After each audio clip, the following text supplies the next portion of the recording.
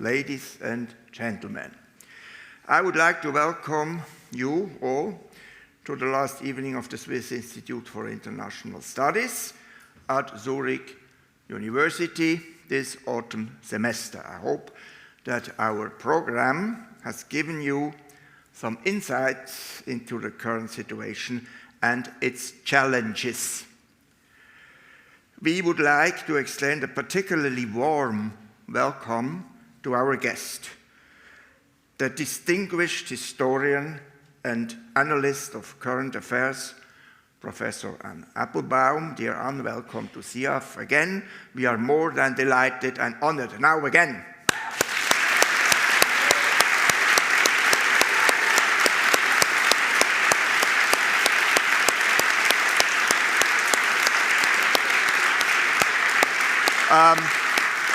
You wouldn't believe that the Swiss can show so much emotions. I'm surprised myself.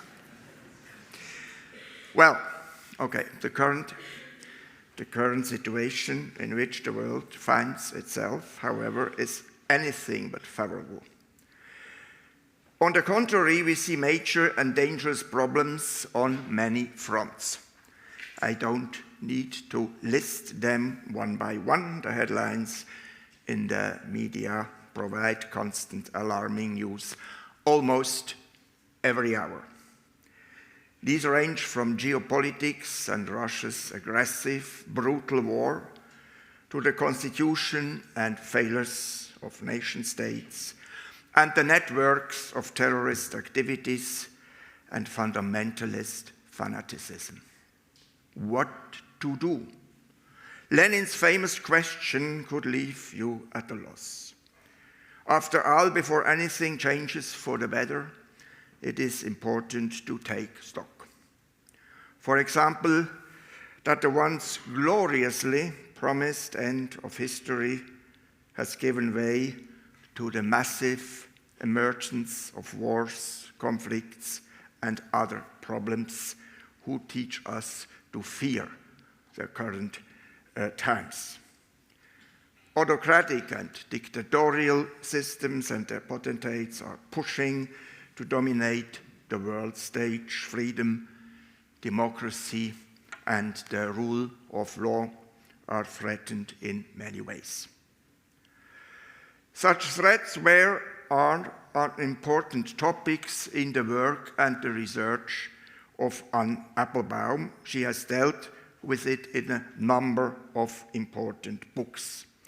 She fearlessly and forcefully points out the dangers posed by totalitarian powers and their agents. The latest book has recently been published, Autocracy Inc, The Dictators Who Want to Run the World.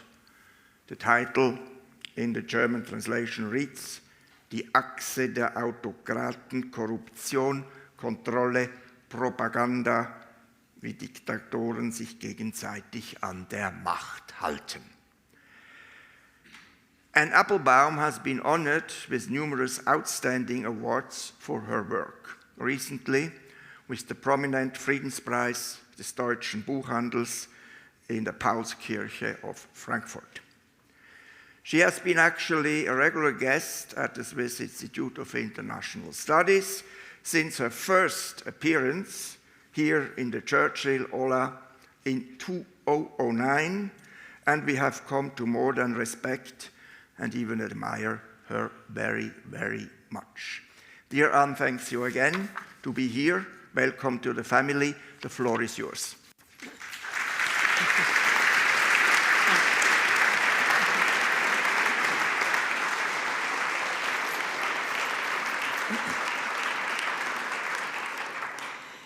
First of all, thank you so much. It's really a pleasure to be here again in Zurich. I have spoken here in different venues several times over the years, and I now feel I have friends here. There are people who I call up when I come. I know which hotels I like, and I'm grateful for the warm reception that I always give, and special thanks to this university for always welcoming me so kindly, and to all of you for coming tonight.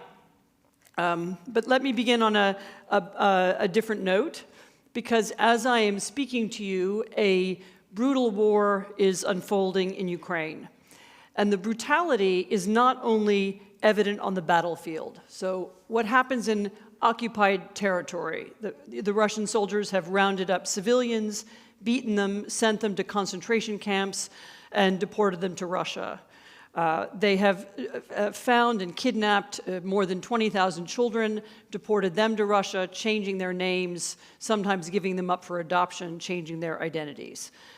When the Ukrainians have liberated their territories, they find mass graves, makeshift prisons, and torture chambers. And this violence illustrates a central fact about this war, which is that the Putin regime is fighting it not only to occupy parts of Ukraine, not only to gain territory, and not only to destroy Ukraine, which I must emphasize remains the main goal of Putin, as he repeatedly says, but also to show the outside world that Russia doesn't care about these things. Russia doesn't care about human rights, the laws of war, respect for borders, 70 years of European and UN diplomacy, this language that we hear so often in Germany, never again, we won't repeat the things that happened in the 1940s again. Russia doesn't care about these things, and it will no longer pretend to do so. At the same time, on the other side of the world, a very different regime. In Iran, police and security services have carried out acts of brutality too. Young women and even schoolgirls have marched and demonstrated there for the right to be unveiled, for the right to travel and work freely, the right to make their own decisions about their own lives. Their demands of others who went on strike with them in sympathy a few years ago were met with repression and arrests and violence. In one famous incident, an Iranian girl was murdered for singing a resistance song. Russians have also forbidden Ukrainians from singing Ukrainian songs. So we have different regimes, but same tactics.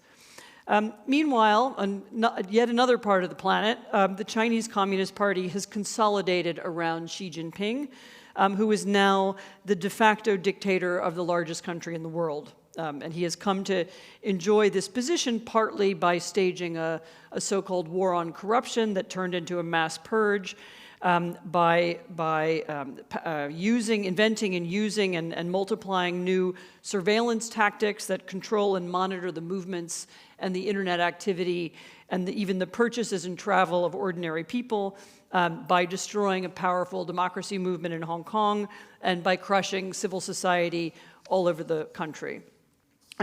Usually, we think of these stories, Russia and China and Iran, as belonging to different geographic areas, and we assume they have little relationship to one another.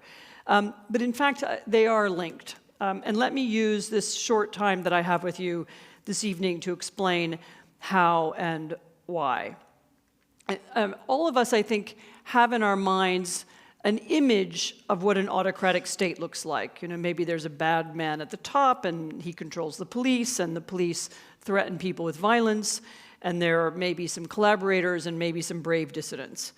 But in the 21st century, that cartoon bears little resemblance to reality, because nowadays autocracies are run not by one bad guy, but by sophisticated networks with many different ideologies, that are nevertheless composed of kleptocratic financial structures, security services of different kinds, so military and police, paramilitary groups, the people who do the surveillance, as well as professional propagandists. And the members of these networks are connected not only within a given country, but among many countries. So the corrupt, state-controlled, or maybe semi-state, semi-private companies in one country do business with the state-controlled, semi-private, semi-state companies in another. And the police in one country can arm and equip and train the police in another. The surveillance technologists can sell and share surveillance technology among one another. The propagandists can share resources. So the troll farms that promote one dictator's propaganda can also be turned around and used to promote the propaganda of another. And then, of course, they can share the same themes and ideas, the same messages about the weakness of democracy, and the evil of the Western world. This is not to say that there is some kind of super secret room where the bad guys meet, like in a James Bond movie. You know, there's one where they all sit around a table. That doesn't happen. Nor does the new autocratic alliance have a unifying ideology. So among modern autocrats are people who call them communists, call themselves communists, nationalists, and theocrats. You know, Putinism, Chavismo, North Korean Juche, the Islamic Republic, and Chinese communism all have genuinely different historical roots and different aesthetics. I would say that no one country leads this group either. Washington likes to talk a lot about Chinese influence and a special Chinese threat, but actually what really bonds the members of this club is a common desire to preserve and enhance their own personal power and wealth. You know, unlike military or political alliances from other times and places, the members of this group don't operate like a bloc, but rather like an agglomeration of companies. And this is why I chose this metaphor for the English title of my book, my new book, Autocracy Incorporated or Autocracy Inc. So imagine a large company, a large conglomerate in which there are many separate companies. Each one has its own business model. But when it suits them, when it makes sense, opportunistically, they cooperate with one another. And so their links are cemented not by ideals, but by deals, literally deals designed to take the edge off of Western economic boycotts or to make themselves personally rich. And that's why they can operate so easily across ideological or geographical or historical lines. How does this work? Well, it manifests itself in different ways. Here's one example. You know, in theory, the country of Venezuela is an international pariah. And so since 2008, the US and Canada and the EU, and actually many of Venezuela's South American neighbors, have increased sanctions on the country. And nevertheless, yet at the same time, Nicolas Maduro's regime receives loans as well as oil investment from Russia. Turkey facilitates the illicit Venezuelan gold trade. Cuba has long provided advisors and security technology to the country's rulers. The Venezuelans use apps and online surveillance technology that comes from China. The international narcotics trade keeps individual members of the regime very well supplied with designer shoes, and handbags. Leopoldo Lopez, who's a former mayor of Caracas, mayor in Caracas, now living in exile in Spain, has said to me that although Maduro's opponents have received some foreign assistance, it's nothing comparable with what Maduro himself has received. So millions and millions of dollars flow from the autocratic world into Venezuela every year. This all happens at the same time as Venezuela has very charismatic leaders. They have dedicated grassroots activists. A couple of months ago, despite a very, very unfair election in which everything was turned against the opposition, the media, the police, the opposition won in a landslide, perhaps 60, 70% of the vote. They have the evidence from the majority of the polling booths in the country. And nevertheless, the regime doesn't step down. If their only enemy was this regime, they might win. But in fact, Lopez and the current leaders of the opposition and their comrades are in fact fighting multiple autocrats in multiple countries. And above all, they are fighting against people who have inured themselves to the feelings and opinions of their countrymen, as well as the feelings and the opinions of everybody else. Because Autocracy Inc. grants not only money and security to its members, but also something less tangible, and yet just as important, which is a sense of impunity. They are free from, nobody can stop them. They are impervious to international criticism, and therefore they feel no shame about the use of open brutality in ways that would have been surprising in the past. So Russian troops don't bother to hide the torture chambers they built or the mass graves they have filled. Or the Burmese junta has been unashamed to murder hundreds of protesters, including young teenagers, on the streets of Rangoon. The Chinese government boasted about its destruction of the popular democracy movement in Hong Kong. At the extremes, this kind of contempt can devolve into what one international democracy activist, Sergej Popovich, has called the Maduro model of governance, after the leader of Venezuela. And he has written that autocrats who adopt it are willing to see their own countries enter the category of failed states. So they will accept economic collapse, isolation, poverty, just as Venezuela has, if that's what it takes to stay in power. So you could say Assad has applied the Maduro model in Syria. It's what Lukashenko is now accepting in Belarus. It seems to be what the Taliban leadership had in mind when they occupied Kabul. It looks like Putin will allow Russia to head in that direction too. So their goal is not to create prosperity or well-being. Their goal is to enrich themselves and their families and to keep control. I think this is why our societies have trouble understanding them and their motives, because our politics are organized, for better or for worse, around the ideas that the job of our leaders is to make people wealthier and safer and happier. That's not the purpose of leadership in Russia. That's not the purpose of leadership in Afghanistan. They have other kinds of goals. But let me bring the story a little bit closer to home and to ask how it is that modern autocrats have achieved this impunity. And of course, part of the answer is that they persuaded so many people in the rest of the world to go along with them. In my book, I talk a little bit about Putin's rise to power, a story that's actually been very well told by several other people. I'm relying on their research. Many of you will know that he began his career very disappointed. He was a functionary of the Soviet Empire, the Soviet imperial functionary in Dresden. To his great disappointment, that system came to an end. He went back to St. Petersburg. He became deputy mayor. And then one of the first big stories that he was involved in was a scheme to essentially, I'm making it more oversimplified, was to steal money from the city of St. Petersburg, to take it out of the country, to launder it through the Western banking system, some of it probably legally, and then to bring it back into the country and buy property and acquire wealth. And that description, which there are books dedicated to it, and I've just given it to you in one sentence, describes a lot of how the modern Russian leadership came to power.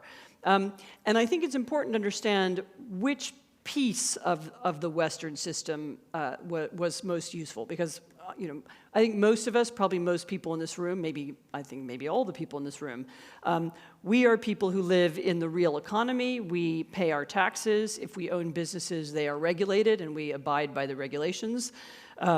We are transparent about what we do. Our names are on documents. But in addition to this real world of business that we live in, there is also another world. There's a kind of, some people have called it an offshore world, or a more secret world, a world in which money can be kept secretly in bank accounts. It can be held through anonymously owned companies. We call them shell companies. It can be used to buy property anonymously in some parts of the world. And it can be kept away from taxes and away from regulation. I think without this existence of this world, which I should say, by the way, is legal. I mean, I'm not describing crime, or at least mostly it's not crime. But it's been allowed to exist alongside the real economy, and it's been of enormous benefit to the autocratic world. It's where their leaders keep their money. It's how their children are supported. It's how quite a lot of things are, how these are paid for. It's also important to understand that a lot of Western people and companies and businesses have also been caught up in very tangled and complicated webs of financial and business links to Russia, as well as other autocracies. I mean, we all know now that Russian money can buy the services of former German chancellors. It can buy dinner with the British Prime Minister. We know that American and British and Dutch, maybe some Swiss accountants and law firms help foreign autocrats as well as domestic business tycoons to hide their money inside the international financial system too. A few years ago, the International Consortium for Investigative Journalists published excerpts from the Pandora Papers. This was a large cash of documents that detailed the operations of tax havens and people who keep money in them. And among other things, and I'm sure this room will appreciate it, the records made clear how much clandestine financial traffic goes not through Switzerland, as maybe it did once upon a time, but through Delaware, Nevada, South Dakota, and Wyoming, you know, this kind of nice, normal American states full of nice, normal Americans, all of whom help nameless investors hide their money from tax authorities. Now, once you understand the scope and range of this world of secret financial operations, it becomes easier to understand why many of the old tools that we once used to push back against the autocratic world have become so weak. You know, sanctions, for example. You know, it's true that application of personal sanctions to Russian officials might make it hard for some of them to come skiing in Switzerland, but they haven't persuaded Putin to stop invading other countries or poisoning his own dissidents. Decades of U.S. sanctions, you know, haven't really changed the behavior of the Iranian or the Venezuelan regimes, despite their indisputable economic impact. You know, the Iranian drones sold to Moscow, you know, some of them have been found to contain components manufactured in the West. That's another case in point. It's also because the sanction rules have loopholes that can be easily got around. I mean, we see this very clearly in the case of the Russian sanctions. You know, the exports from Europe to Kazakhstan in the last 2 years went up remarkably.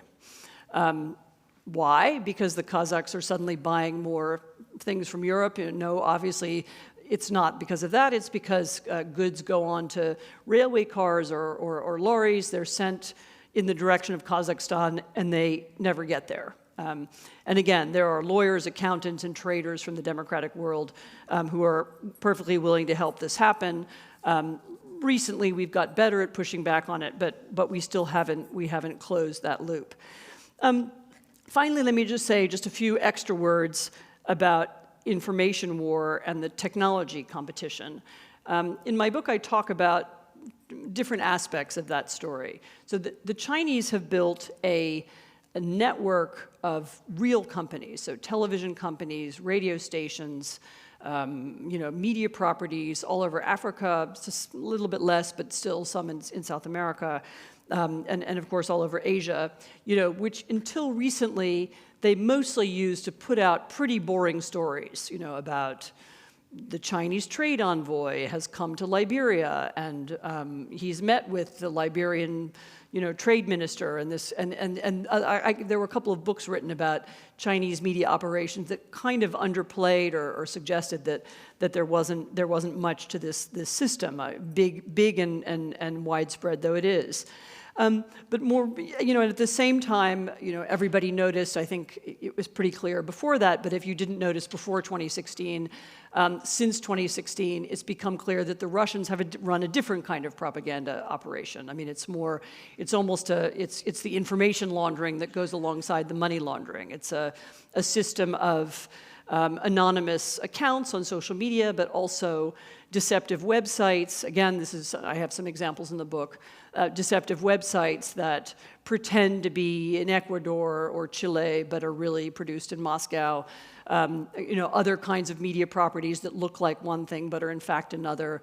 You know, there were a couple of projects run in Europe. There's an operation called Doppelganger, in which the Russians would create things like fake NATO documents that implied that NATO troops were going to be sent to France to put down pension riots, that kind of thing. Some of it was probably not very successful, but some of it was. You know, we now see that the power of the you know, just as the alternative financial world has a certain kind of power, so does the alternative media world, the world dominated by conspiracy theories, the world enabled by an internet system, actually, that favors and financially rewards people who produce conspiratorial or angry or divisive content. That was taken advantage of by you know, by the Russians who identified it and really co-created it, I would say, with counterparts inside the democratic world.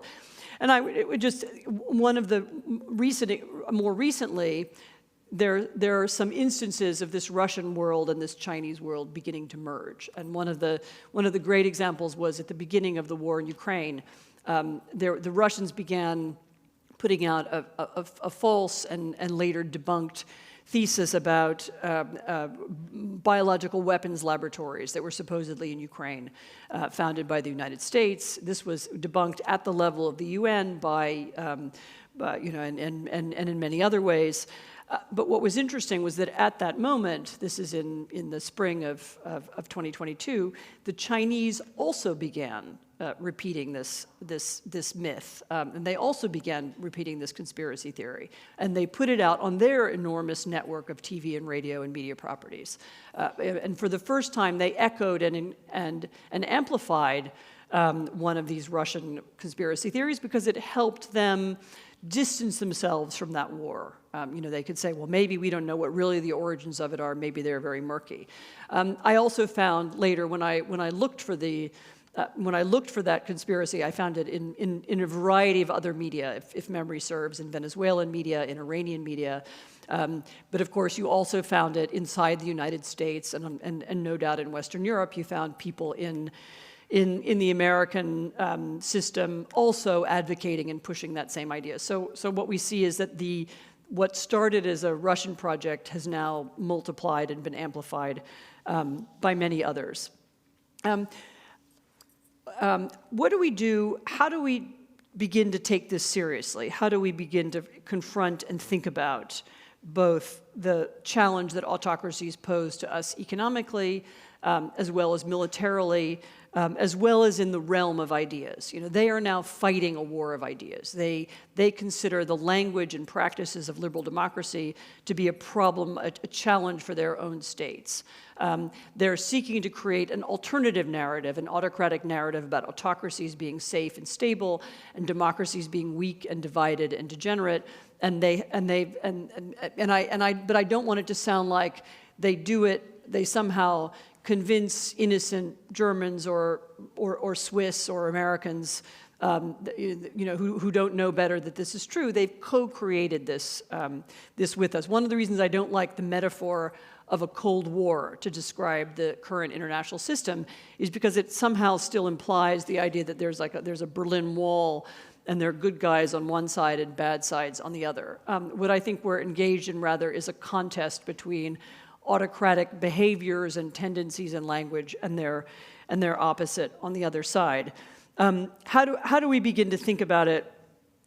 If we take it seriously, what do we do? I think the first and most obvious thing to state is that there is no natural liberal world order, and there are no rules unless someone enforces them. And so unless democracies defend themselves together, the forces of autocracy, this network, will always try to undermine them. We might not want to compete with them, and we might not even care very much about them, but they care about us. And as I said, again, their elites understand that our language of democracy, anti-corruption, justice, rights is very dangerous to their form of autocratic power, their desire to rule without checks and balances, without an opposition, without independent courts. And they know that language originates in the democratic world, which is our world, and they'll do what they can to undermine us. Pushing back against them, this is not a theoretical project. It might require armies and strategies and weapons and long-term plans. It might require closer allied cooperation, not only in Europe, but in Asia and Africa and Latin America. I don't think NATO can operate anymore as if it might someday be required to defend itself. It might need to take more seriously the possibility that one of its members could be attacked, and I think actually that change has now begun and sunk in. Secondly, I think we need to get a little bit closer, and I think we're getting there, to acknowledging that trading with autocrats, if not conducted correctly, can promote autocracy, not democracy. So our old idea that trade would create peace and that it would create freedom, I understand why people believed that in the 1990s and 2000s. It described the story of Europe after the Second World War.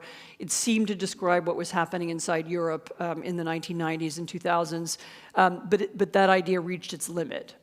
This doesn't mean that global trade networks need to shut down or that we should stop speaking to China. I'm not an extremist.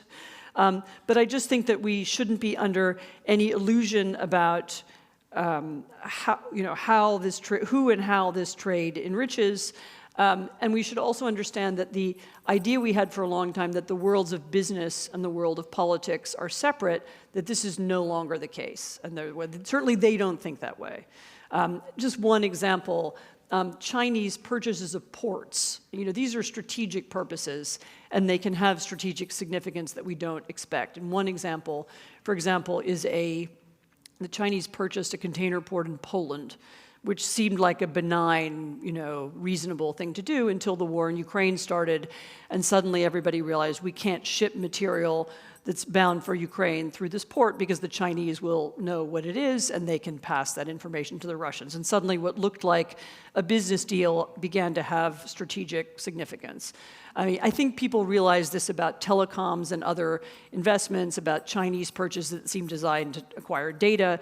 I think we begin to see that some time ago. I like the word de-risking when talking about China rather than decoupling.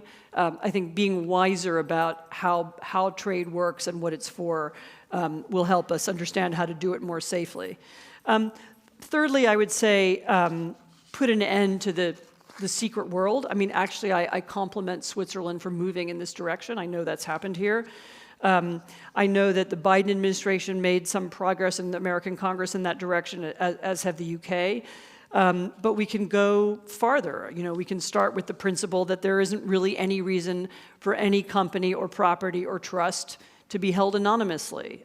Why shouldn't every US state or every democratic country immediately make all ownership transparent? Tax havens could be illegal to use.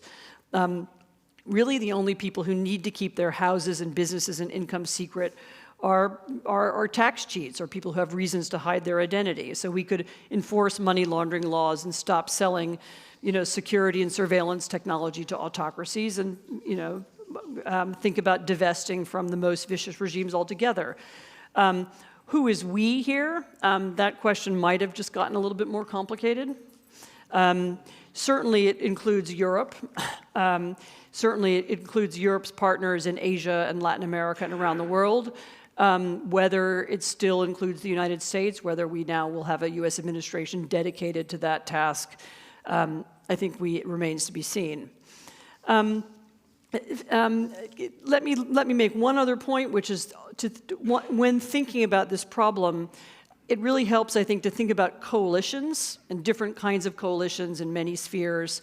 After all, if the leaders of the autocratic world can cooperate together, if they can help one another suppress internal opposition or teach one another how to use surveillance technology, then why can't the democratic world also work together to push back against them? And here I mean something broader, not just democratic governments, but the democratic opposition in Russia, in Iran, in Cuba, in Zimbabwe, and so many other states, too numerous to list. For too long, I think we've seen all of their struggles as unique, which, of course, in some ways they are, but they're also connected, perhaps more deeply than before, by the fact that they face a common enemy, not Putin, not Xi, not Maduro, but Autocracy Inc. And beginning to think about linking them and linking our support for them is a way to be more open-minded.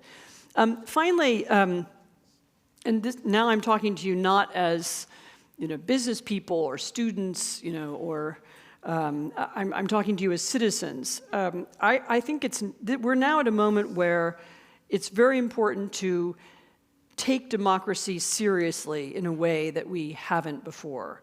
So to teach it, to debate it, to improve it, to defend it, to find better ways to talk about it, to find better ways to educate people in what it is and why it's useful. Because maybe there isn't a liberal world order anymore, but there are liberal societies, there are open and free countries, there is There's a group of, let me say it differently. We now live currently in the most prosperous, the most free, the most open societies in the world, probably more open and prosperous and free than anybody ever before in history. And, we are hardly perfect. We have very deep flaws. We have very profound divisions. We all have really terrible historical scars. But I think that's all the more reason to defend them and protect them. There are not very many that have existed across human history. Many existed for a time and then failed. They can be destroyed from the outside, but they can be destroyed by the inside too, by divisions and demagogues. And so to anybody who lives in one, it's now all of our responsibility to save and protect them. And I'll end there. Thank you very much.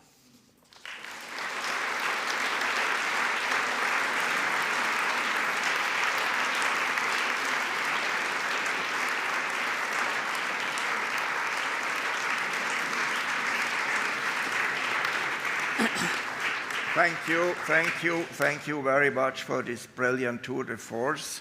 We are impressed, but we are also scared.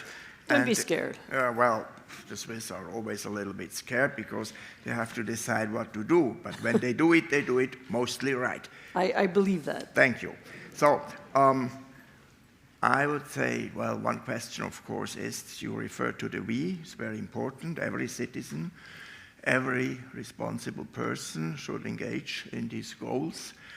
However, if we look at the nation states and the politicians in Europe, especially in Western Europe, Germany, France, Italy, the we is currently rather weak, so we don't see a strong determination to fight the problems, especially also regarding to the brutal aggression of Russia against Ukraine. The help is mediocre. What if you look at Britain, Scandinavia, I just the wanted Baltic to mention states? that. Yes. This is the good side, of course, absolutely. Vive Poland, no? So, but the other ones are not really ready to do their job. How could we persuade them? I mean, look, I want to give, since this is probably largely a German-speaking audience, I want to give some credit to Germany. Okay, so the Olaf Scholz's Zeitenwende speech was a very brilliant speech that showed that he understood that there had been a deep change. That was the first speech he gave. Yes, this was the first Zeitenwende. Right soon after the invasion. I think it's a word we all know now what that was.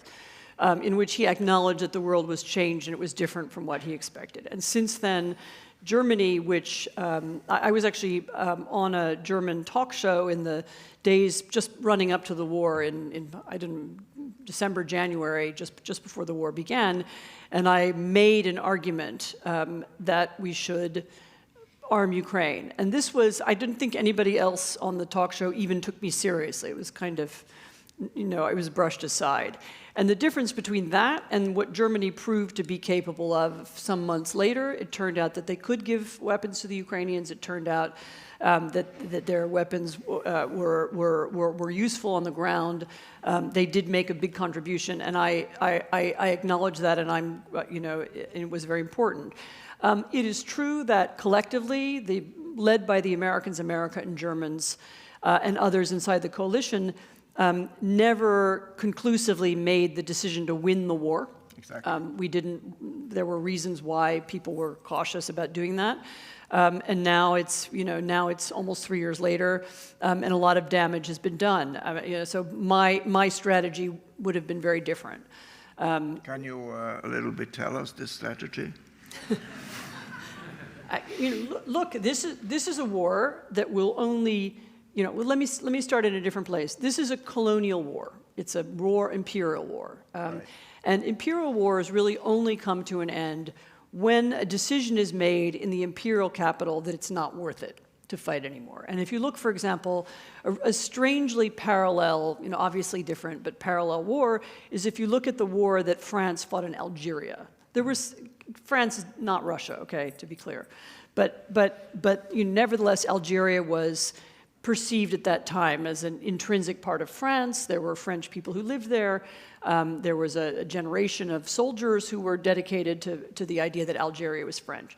And yet, eventually, there was a moment when it just couldn't be fought anymore. I mean, the war had developed. It wasn't that the French had been destroyed there. It was just the casualties were too high, the losses were too great. And actually, the decision to end the war in Algeria caused tremendous turmoil in Paris. There was a kind of attempted coup d'etat, and a lot of complicated things happened. Nevertheless, the decision was made. The war in Ukraine will also eventually end that way. One way or the other, there will be a decision that it was a mistake. And at that moment, then, well, I would say that's the best way it can end. And at that moment, then then we can negotiate about the borders and so on. There's another way it can end, which is that Russia wins. And Russia succeeds in conquering Ukraine, destroys the country. We then have many millions of refugees. We have a huge economic crisis and a military crisis as well. And that would be a huge tragedy. And let me underline the fact that if that were to happen, we would not save money. No. It would not be cheaper. Of course. It would not be a better situation. So arguing for that, which some people do, I think is very foolish. I mean, what it sounds like many people are hoping for right now is something in between, and it is my fear, and perhaps I'm going to be wrong, in which case I'll be very happy. It is my fear that we will make the mistake of trying to create a ceasefire, without giving Ukraine sufficient protection and sufficient insurance to rebuild itself, and that could be very dangerous because then we could just have the war restart again, in another year or two later, or we could also have a situation in which Ukraine is unable to rebuild itself because people are afraid to live there or to invest there, and so I don't think that the choices now are that much different from what they were in February of 2022. And when the president-elect says that he's going to end the war in one day, I don't know what he means. I mean, I don't know, maybe there's a secret plan that I don't know about, and that's possible. As far as I can see, right now, Putin is accelerating the war. He is pushing harder. He is, a couple of days ago was one of the most damaging military barrages on Ukraine that has ever taken place during the war. And it looks to me like he is not withdrawing. And obviously the import of North Korean soldiers, evidence of Autocracy Inc., is a profound escalation. And so I think that the Biden administration was correct to respond to that escalation. Was it a little bit too late, this response? In my view, yes, it was too late. I mean, it's pretty clear that in the run-up to the election, they were hesitant to do anything that could have been destabilizing, but I also think that was a mistake. But they weren't asking me, so. Okay. Hopefully after this conference they will ask you. Maybe they'll ask. Yeah, but so more rockets, stronger rockets from America, but also from Germany. And I mean, Scholz was so hesitating, not only hesitating, saying no to Taurus.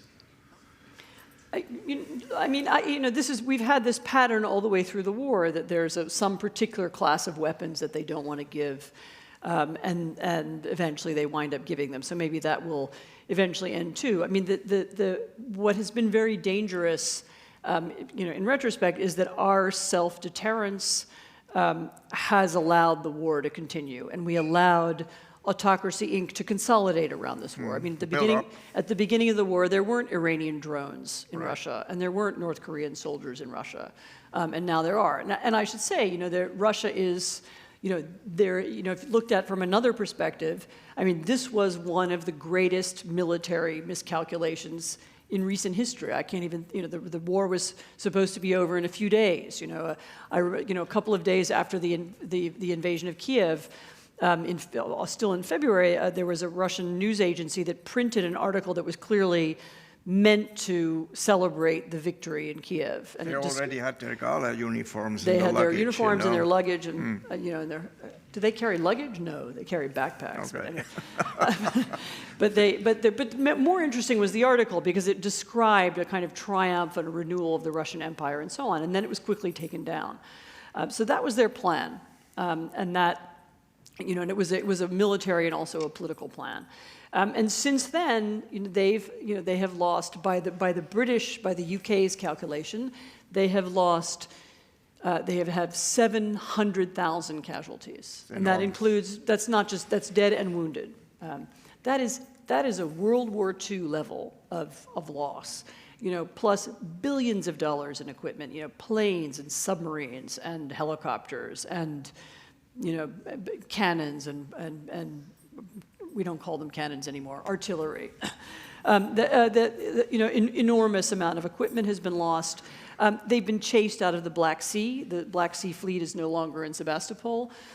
They have, they've suffered, they've lost a part of their territory.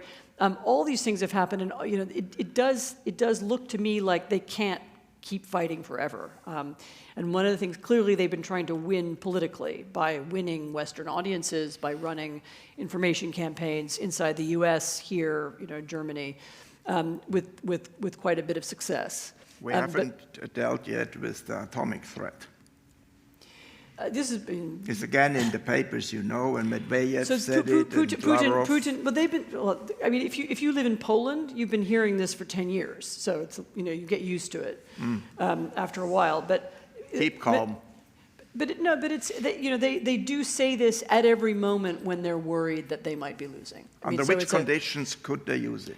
So right now, so there's no way they can use it tactically on the battlefield that would make sense. Wouldn't help. They have enormous pressure from the Chinese, and we know this both from what they've said in public and also from what we know they say privately, not to do it. They have enormous pressure. They are aware of that there would be a huge response from the U.S. I think the U.S. has been pretty explicit about what that was. And right now, there is no evidence that that's what they're planning to do. I mean, this rhetoric of nuclear war has been going for a long time now. And it's what they do when they fear we might help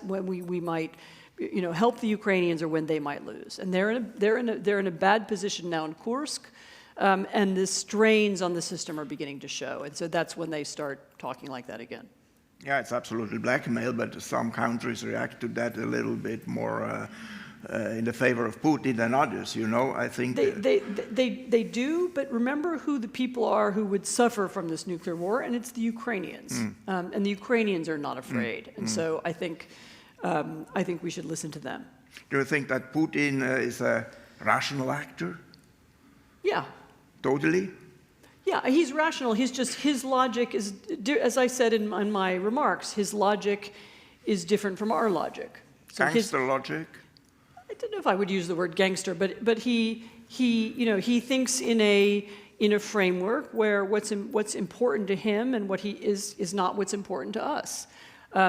His goal is the recreation of a Russian empire. His goal is to create a new world order. He said this as recently as last week. His goal is to get rid of these rules that restrain him and to have the same kind of impunity around the world that he enjoys at home. And those to him are really big and important goals, and he's willing to attain them. I mean, is he suicidal? I don't think so. I mean, this is somebody who spent the whole COVID pandemic in a bunker and wouldn't let anybody come and see him who hadn't been in quarantine for 2 weeks. I mean, that doesn't sound like someone who is ready to die, so I don't think he is. Does he want his country to be fully destroyed in some kind of NATO conflict? Obviously not. So I do think he has a rational. It's as I said, it's not our logic. It's not our way of thinking. I mean, it's also true that he's captured by his own propaganda. So he believed that Ukraine would fall in a few days. He also believes, and this is maybe worth saying. There was an excellent article by a friend of mine, a Russian writer called Mikhail Zygar, a few days ago in the New York Times, which actually I'd heard him make the same argument before. That the expression that the Russians use about Donald Trump is they call him the American Gorbachev. And by that, they don't mean that he's going to bring... That's not a compliment, no? No, they don't mean he's going to bring democracy. They mean that he's going to bring down the system. And that's, of course, but that's also part of the fantasy that they're living in. That's also a little bit stupid, no? I mean, it's you can see why they might think that, but but much of what they're waiting for, I mean, they also are surrounded by myths and fantasies the same way all of us are. The interesting thing is, I mean, you present Putin and his cronies as nevertheless somehow a little bit gangsters, and they enrich themselves, and they have their bodies, and they have their money, and their channels, and everything. And this is a very important goal to all this kind of autocrats and dictators. Keeping the money is one of the very important And he's one of the richest men in the world, assumed. We think. We think so. Yes. So this is one side, Putin, the businessman, in his own interests, to put it politely. On the other side, he has this so-called vision, maybe he read the wrong books, about the magnificence of Russia, and he has to restore all these things. Do you think he really believes it, or it's just a function to do his dirty business? I think human beings are capable of holding two ideas in their head at the same time. Not everybody. No, I think most of us do. Most of us, I think people can be interested in money and at the same time believe themselves to be acting out a fantasy of... Idealistic. Yeah, I mean, I spent a lot of time studying Stalin. You know, I wrote 3 books that were about Soviet history. Brilliant books. So Stalin was someone who was simultaneously obsessed with power and obsessed with putting down and controlling his enemies in a way that was clearly self-serving, and I think simultaneously believed himself to be the leader of a world revolution that would, liberate the proletariat. I mean, I'm not sure that we tend to look at those things as contradictory, but I think he didn't see them that way, or he wouldn't have identified those things. He was. If you are the great leader of the country, then of course your power and your, or in the case of Putin, maybe your money are all in the service. You must keep these things, and you are the embodiment of the nation. I mean, this is what an autocratic system is.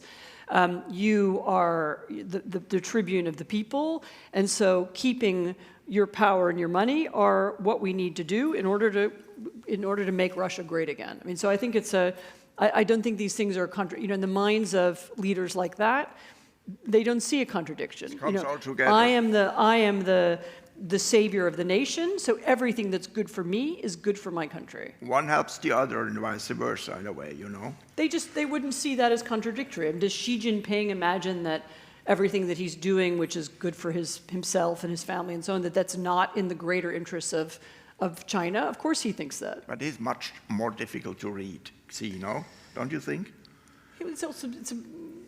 Yes. I mean, I know less about China. I'm not a China expert. I'm sure there's some in this room, but they will ask questions.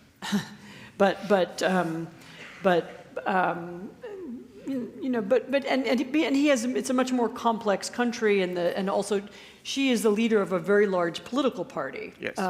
Which has its own interests and its own, and Putin doesn't have a political party in that functions in that way. And this is one of the sources of instability in Russia. If Putin were, for example, to fall out of a window tomorrow, just for example, or fall down the stairs, not only do we not know who would replace him, we don't know how that person would be chosen. Who is the committee who would choose him? There is no central committee. There is no Politburo, and we don't have a. There is no. That's a kind of deep source of instability in Russia, which you don't have in China. In China, the Chinese Communist Party would choose the next leader. So, in a way, I mean, this Russian deep state is different from the former Soviet Union, which was probably more predictable and maybe also more, in a way, reliable. The bad guys were the bad guys, but not in the way they are now the bad guys. So would you agree on that? We could dissect this word "bad guys" to define. I mean, it's a system that has some similarities. Clearly, I can see patterns in some of what they do that is the same as what they've done in the past. But at the same time, it's a different kind of political system. The leaders of the Soviet Union were not billionaires. And these are billionaires. Absolutely. And that gives them a different set of interests. It also gives them a different ability to have influence including to influence us, us in the democratic world.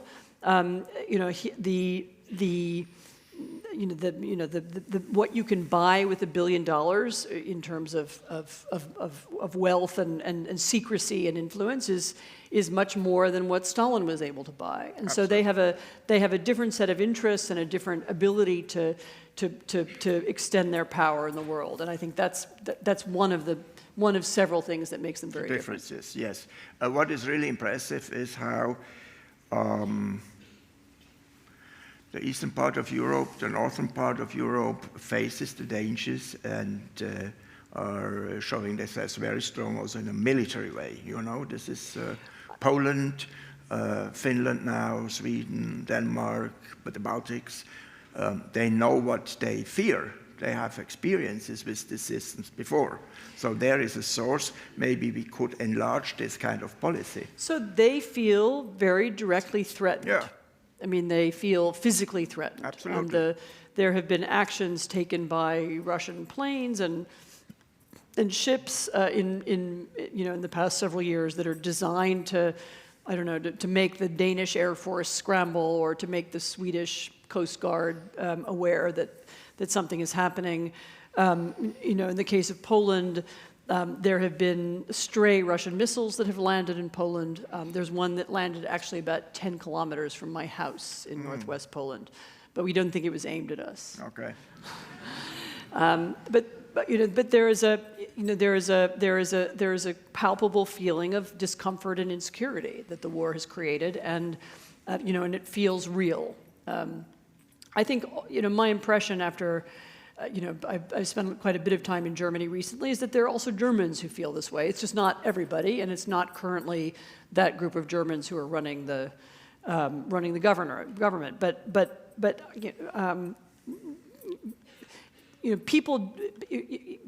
people do behave differently when they begin to feel a real threat, and I think we could see that in the future changing. So before I open to the audience, a last question in a little bit of personal way. Do you sometimes feel threatened? Me personally? Yeah. I mean, people write mean things about me on the internet, but mostly no. I mean, maybe it's because I have a lack of imagination. I don't think so. It reminds me, I have a Russian friend, and who stayed in Moscow up until the very end, and then she's a very vocal journalist. And a few years ago, I remember asking her if she was worried, and she looked at me. She said, "What are they going to do? Kill me?" And I laughed at her at the time, but but now I sort of understand it. I mean, I don't know. Okay. We have to be courageous. I don't feel afraid. Actually, somebody asked me. I was in Vienna a few days ago, and somebody asked me, "Aren't you afraid to go to Vienna because there's so many spies there?" And no. I mean, okay. So Good. No, I don't feel afraid. However, not to forget, he came from the Secret Service, Mr. P, and this is somehow the worst part of the whole government. I don't know if it's the worst part, but it's what his origin in the KGB gives him. Is a way of seeing the world, which I think, I think you can trace to the Soviet Union. He sees the world in a very conspiratorial way. Paranoid. He doesn't think it's paranoid. When he hears this, and he's said this at various times, when he hears criticism from the Russian opposition, or what used to be, it doesn't exist anymore. When there were demonstrations in Moscow. He identified those people as foreign agents. Those are traitors. Those are people who are paid by the outside. They're paid by the CIA or by George Soros. And this is a way of thinking that there cannot be such a thing as legitimate criticism or legitimate opposition within the state. And this is the thing that he shares with China, actually, or that he shares with. Zimbabwe, North Korea, is the idea that there is really only one there is only one legitimate set of leadership, and anybody who's doesn't agree isn't a legitimate opponent or a legitimate critic, but is a spy or a traitor or a foreigner. I mean, and that is a very KGB way of thinking. I mean, there was even in 2011 and 2012, there was even a moment where, I didn't remember now the exact language, but where he talked about, that time there were demonstrations, he talked about the demonstrations being organized by Hillary Clinton. And I remember thinking, like, I wish Hillary Clinton could do that, but no, she, that's actually beyond the ability of. Maybe not anymore. Maybe not anymore, but maybe we don't know. Anyway, so, but it's just a way of seeing the world that the only patriots are inside my circle, and nobody else can be that. And that's what he got from his years of KGB training. Also, this ability to manipulate people. Absolutely. Yeah. And he's a clever guy, not to forget that. So he's he's made a lot of mistakes. He's clever, but not a genius. Okay. Not a strategic genius. I didn't say genius, but yes. Clever. You agree? Well, I mean, he made a big mistake about this war. Absolutely. Huge mistake. Yeah, he thought it's a world historical mistake. Yes. Yeah. Good for us. So, okay, ladies and gentlemen, questions, please here. Now we have to concentrate. Oh, okay, 20 minutes. Here's the first one. Then Christian, then over there. My questions, I would like to draw your attention to the food fight that is about to unfold in Europe, with Trump saying that they're going to cut the $50 billion that go to support the Ukraine, which is actually less than what they were spending per year in Afghanistan. This money has to come from Europe now. At the same time, we have demographic shifts. We have the fight, should we spend that money on the Ukraine? Okay. Shall we spend that money for social security? Germany sees this. This is the argument also of Sarah Wagenknecht of the AfD. Trump has the same argument with J.D. Vance. How do we fight this narrative to make it clear that actually these costs are relatively small? I think the Kiel Institute said it's 0.1% of German GDP, which is really small, but the public perception is that we're spending billions on defending a country that is far away. How do we fight this narrative? First of all, I'm genuine when I say I don't know what the Trump administration is going to do. I really don't know. I haven't. There's a circle of people around him who have almost opposite and completely different versions of what he meant and what he'll do, and I'm not sure that anybody knows, including him. So I don't know that there is a plan. I have heard that he's said to more than one person, he has said that he's afraid that that there would be some kind of collapse in Ukraine, and that he would be identified with this. He's worried about an Afghanistan-style collapse, and he doesn't want that. And so if he doesn't want that, it may turn out in the end that what he has to do is continue to support Ukraine. I don't know. There are diametrically opposite views of people around him, and I don't know which view will win. So that's just one caveat. That's the first thing. Secondly, the second thing I would say is there is this $300 billion of Russian frozen reserves, frozen assets. We have already, through this, through a kind of financial sleight of hand, we've taken the interest from those assets, which I think is also $50 billion, and we have. I don't think they've tied the final bow on the deal, but I think that's going to Ukraine. I mean, if it were me and I was the German chancellor or the French president, I would look really hard at that money, and I would begin to lose the qualms I felt about using it pretty soon if money is cut off. That's a lot of money. There is a very good legal argument for using it, particularly for repairing the damage that's been done in Ukraine, and I would look at that. Thirdly, to your point about making the argument, I would use the one that I made, a few minutes ago. If Ukraine loses the war, it will not be cheaper. You will not have fewer refugees. You will have a lot more. You will have millions and millions of people. You will have the consequences of the collapse of Ukraine and its economy just to the east of Europe. And there, we already learned during this conflict how much more important the Ukrainian grain trade was, for example, for Egypt, and Africa than we thought it was. I mean, it wasn't a thing that people recognized or knew about. You would have that kind of problem, on steroids. You would have economic collapse. You would also have the Russian military moving to the border. And you would then have a direct threat to Poland, to the Baltic states, and maybe also to Germany, of a kind that we haven't had since the Second World War.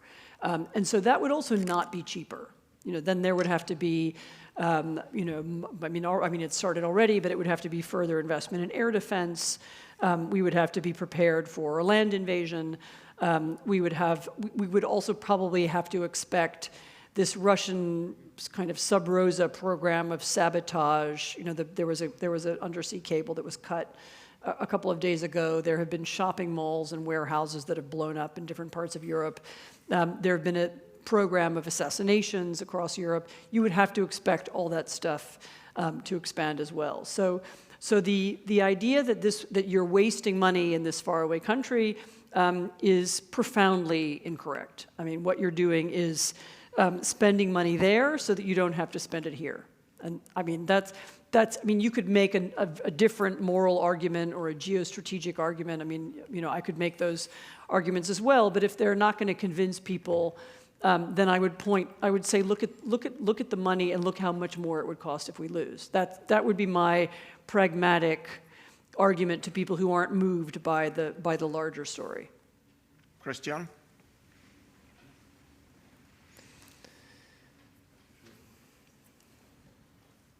First, dear Mrs. Applebaum, thank you so much for your precious words and for your great commitment to democracy and the fight against the global threat of autocracy. My question concerns the relationship between so-called Realpolitik and moral commitment. At an event to mark the 35th anniversary of the fall of the Berlin Wall, on 7th November, the East German writer Marco Martin sharply criticized the former foreign minister and now German President Frank-Walter Steinmeier in his attempts to pursue Realpolitik with the Putin regime and accused him of constructing a false dichotomy between Realpolitik and moral claims relating to human rights. In recent weeks, there have been quite a few public voices in our liberal world that seem to me to construct a similar dichotomy in relation to the American elections, in which moral commitment was devalued in relation to Realpolitik.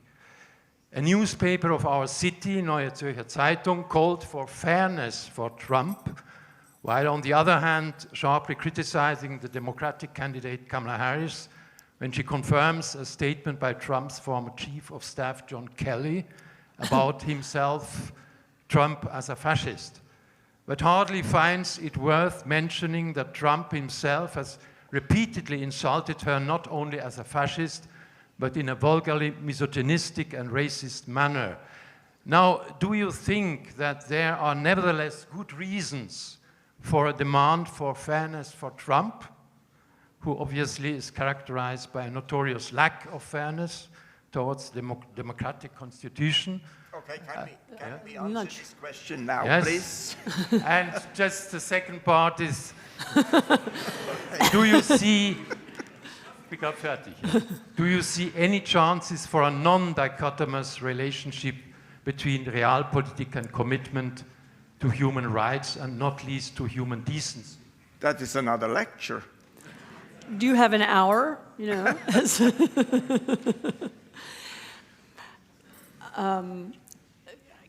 I'm a little confused by some of the terms. I don't think there's a question one way or the other about being fair or unfair to Trump. I mean, we will, Europeans will deal with the policies that he writes or creates. I mean, there's no, we don't have, I'll speak now with my European hat on. I have an EU passport. we in Europe don't have a vote in the US elections. And, we're not part of the argument about who is Trump and what is he and is he good or bad.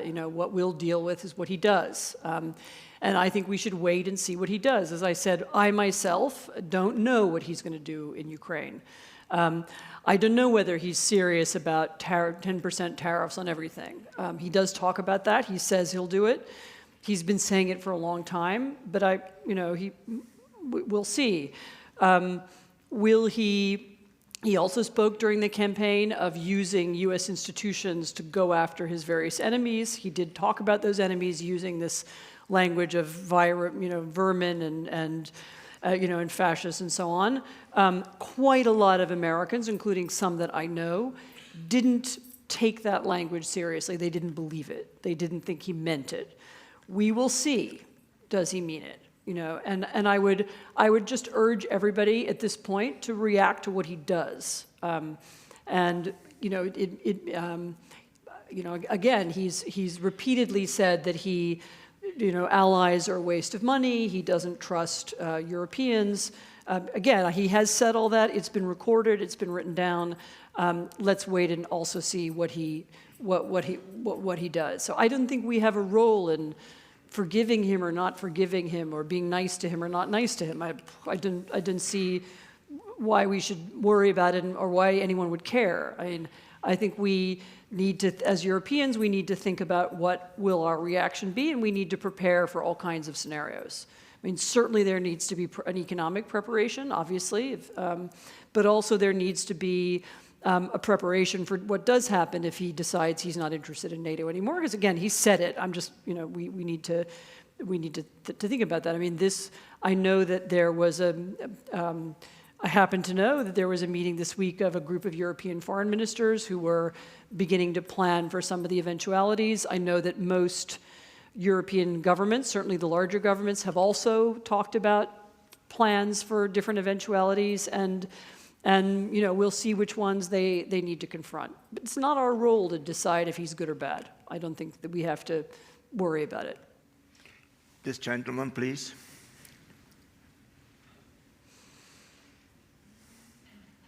Thank you so much for the talk, so inspiring. Taking things seriously, like Trump said it, you said it, and there's this miscalculation of Putin, who thought this operation would be over, and it turned into a long war. And in the aftermath, I remember there was this moment when the West decided on sanctions, and I felt the feeling like there was the narrative of Russia is now isolated, which is kind of is not when you show this Inc. and this network of autocrats. Did we miscalculate? How's our Western perception of, are we still on top of things, or are we isolated?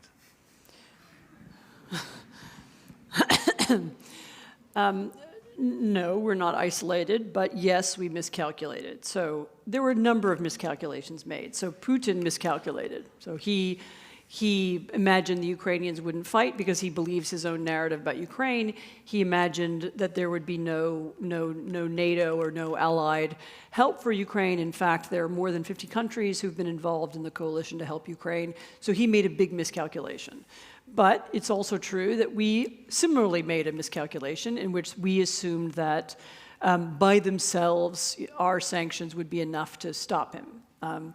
And we miscalculated because we weren't paying close enough attention to the existence of this network of autocracies that I just spoke about. So his defense industry did begin to run out of equipment and ammunition, but then it turned out he could get it from Iran and North Korea.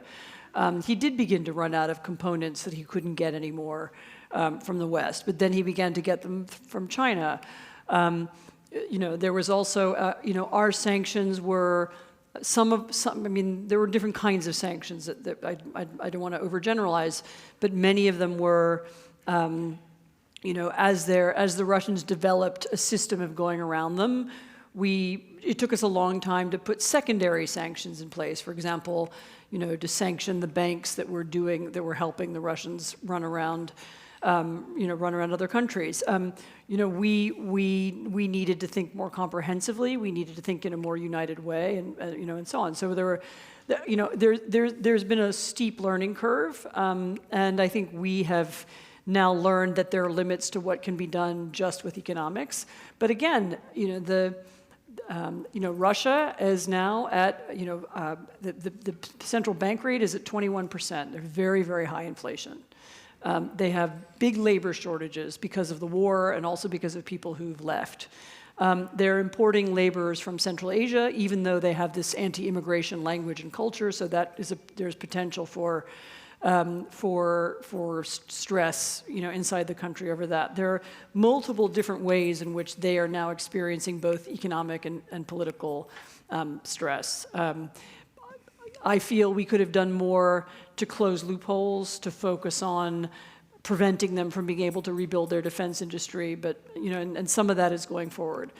So I think it's interesting when the former questioner used this word realism.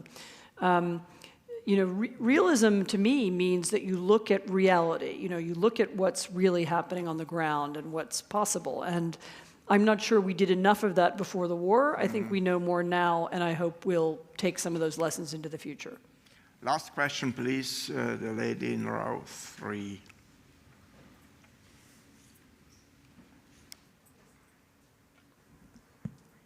Yes, thank you so much for this inspiring talk. I found the argument very compelling that the autocrats sort of are able to work collectively and make themselves much stronger, even though they're so different, but because they share that ability to, on an ad hoc basis, act together. But so if we take that heuristic of cooperation a bit further and think through that, there's always the corporation and then the outside world and other actors. So I was wondering, what do you think where Donald Trump is going to position himself relative to the corporation of autocracies? So again, he's said it's hard. He's somebody who doesn't have an ideology, so it's hard to predict which way he'll go. He's been pretty clear, again, over the years. He's said many times in different ways that he doesn't perceive the role of the United States to be the leader of the democratic world in the way it has been hitherto. And I think we should take that seriously and assume that that will be the case. Or it doesn't mean he'll drop out of NATO. I don't know, but we should accept that that's possible, and that's unlikely. And so we should assume that the leadership will have to come from somewhere else. I think that's true. He is also someone who is interested in his perceptions of himself and his being seen as powerful and so on, and he probably doesn't want to be seen as being somehow taken advantage of by Putin or by Xi. This is why, as I said, I know that he has some concern about whether Putin will will accelerate the war in order to embarrass him or something like this. And so the idea that he'll somehow create an alliance with them is also wrong. On the other hand, he has, he is a transactional person who doesn't think in terms of values and so on. Could he do some kind of deal, or could he try to? I heard there is one elaborate version of what he wants to do with Russia that I heard that involves oil trades and money and finance and so on. I mean, could he do some deal like that? Yes, it's possible. So he's unlikely to act on the basis of some kind of values. Seeing him as some kind of successor in the long line of American presidents, I think is wrong. I think he's quite different, and I think in this term he will be allowed to be even more different. So I think what Europeans should do is just assume that, and be prepared for it. Yes, actually we considering to invite him to SIAF, and then he can explain himself. I don't know if you will applaud when he is here on stage, but wait and see. So, has he been to Switzerland? Yes, Davos. Oh, right. Maybe. And he's coming again, so you have the chance to go to Davos and do some skiing and meet him in a bar. The good thing about Davos is that during the day, when everybody's at all the boring meetings, the ski slopes are empty. So use the opportunity, and afterwards everybody is drunk.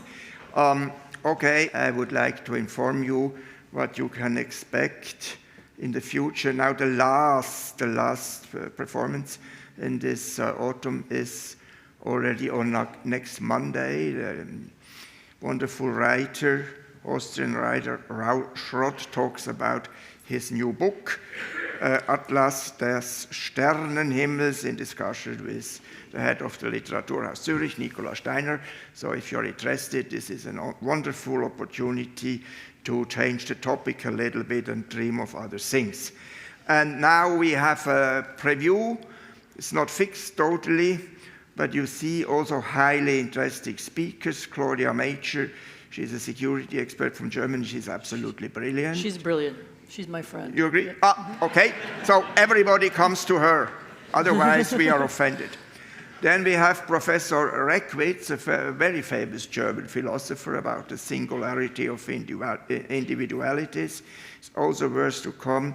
Eva Illus, the sociologist, who will give a wonderful speech. She just got 3 weeks ago the Frank Schirmacher Prize.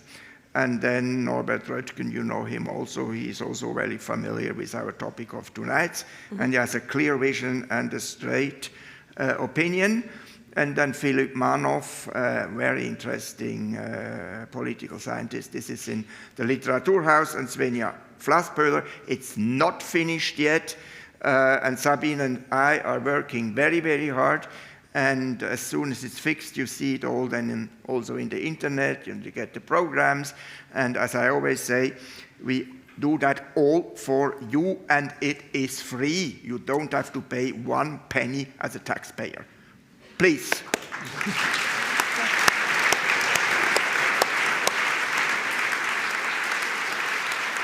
Thank you.